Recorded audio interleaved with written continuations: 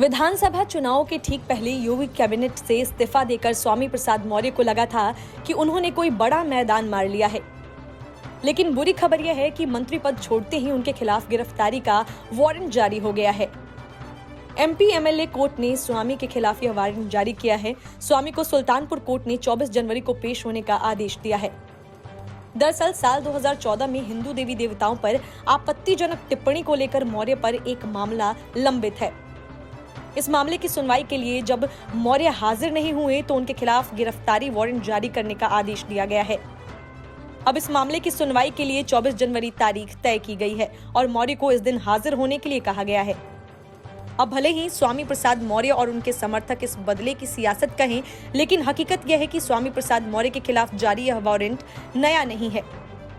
पूर्ववत जारी वारंट को आज फिर से जारी किया गया है। स्वामी प्रसाद मौर्य ने साल 2016 से इस पे पर स्टे लिया हुआ था। इस कड़ी में 6 जनवरी को हुई सुनवाई के दौरान मौर्य को 12 जनवरी को कोर्ट में हाजिर होने के लिए कहा गया था, लेकिन वे अनुपस्थित रहे।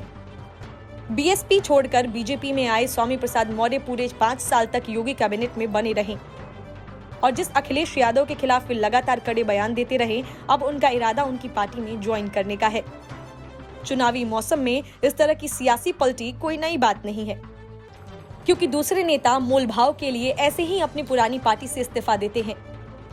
मौर्य भी अपने बेटे के लिए विधानसभा की एक सीट चाहते हैं जो बीजेपी उन्हें देने को तैयार नहीं थी।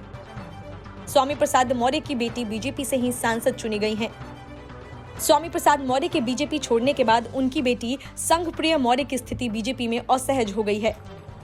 अब देखना यह है कि क्या संघप्रिय मौर्य भी स्वामी प्रसाद मौर्य की तरह ही बीजेपी छोड़ेंगी। Bureau report, news of India.